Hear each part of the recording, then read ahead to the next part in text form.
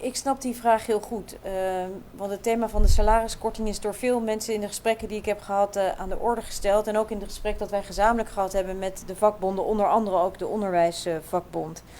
En ik snap natuurlijk dat het heel pijnlijk is om salaris in te leveren op een moment dat je een inkomen verdient, misschien zelfs een laag inkomen hebt en moeite hebt om überhaupt de eindjes aan elkaar te knopen. En ik waardeer het enorm dat mensen in het land in de tijd van de pandemie, in de tijd van de liquiditeitssteun ook hebben gezegd: wij willen helpen om te zorgen dat we dit offer met elkaar brengen om het land verder te brengen.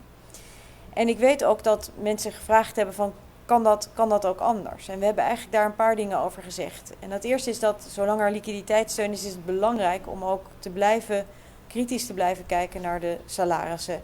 En ook in die periode dat die kortingen ook te blijven realiseren. Maar het is wel mogelijk om te kijken of je dat ook anders invult. Hoe je dat bedrag anders kan invullen. En dat is een van de gesprekken die wij samen zullen gaan voeren.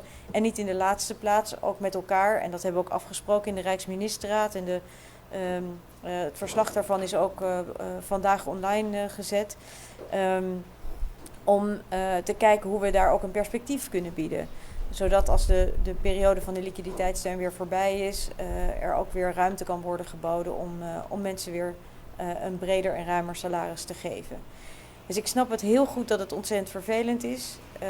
En ik snap ook heel goed dat we moeten kijken naar of daar ook alternatieve invullingen voor mogelijk zijn.